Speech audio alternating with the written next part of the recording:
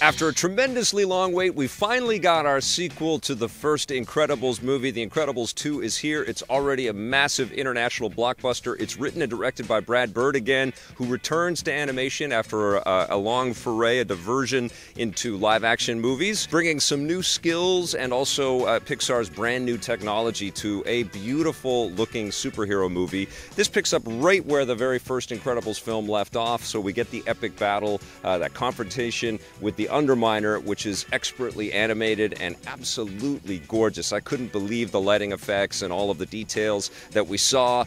Underground, you know, we've seen a lot of underground battles in our movies and our video games before, but nothing that looks like this. The Incredibles is a story about a regular family dealing with the superheroics that are a part of their existence and sort of struggling to kind of balance that out in the face of them actually being illegal. They're not allowed to be superheroes anymore because, of course, all of this extra damage starts to happen every time these superheroes jump in and try to save a city from some kind of supervillain, as is exhibited in the battle with the Underminer at the beginning of the movie. However, they meet this advocate for superheroes in the face of Winston Dever, who is played by Bob Odenkirk. Thankfully, Winston Dever swoops in and offers the Parr family the opportunity of a lifetime, basically changing perceptions on how superheroes are kind of looked at within the city and eventually the world. And he puts little cameras on their super suits and chooses Elastigirl to go out and be the initial face of superheroics, and she has this incredible train sequence.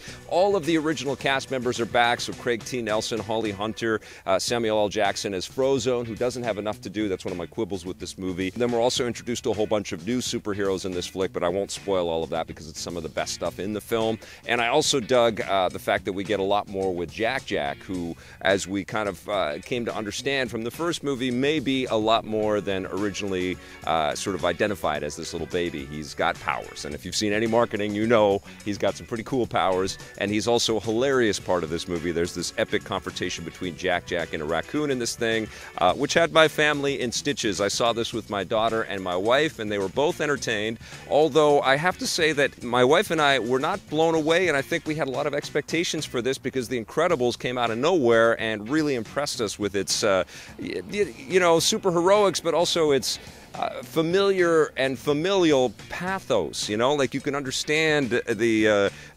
arguments that these characters would get into. You could see the family dynamic. It was so expertly crafted on screen, and that carries over, but it feels like we're treading water a little bit with some of those tropes, and we also get a lot of the old cliched, the dad's a fish out of water, he's got to be the stay-at-home and take care of all the kids, and he can't really deal with it. I did like that Elastigirl got the super heroic spotlight, though, because she's an incredibly cool character. She's got the stretchy abilities like Mr. Fantastic, and she gets this kick-ass motorbike, and that whole sequence was just amazing, where she's racing around and saving the train. She's just so competent, and you know, and of course Bob Parr is so incompetent.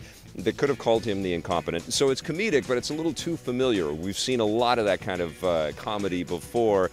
And frankly, that's, I think, what is the most surprising about this movie, is that it's not funnier and it's not more exciting than it is. And, you know, one of the things that's clearly happened is we get live action superheroes stuff every month or every week if you're watching the TV shows, and that's new since the first Incredibles movie came out. So they kind of had this open playing field, and now we've had all of these great shows and movies and stuff with superheroes in them, and it's hard not to kind of think of those. And it's also hard not to, you know, keep your expectations high, because this is Brad Bird, who is a master in his craft. This is great, but it's not perfect. My daughter would give it an 8, and I think she's right on the money. I would give The Incredibles 2 an 8 out of 10 as well.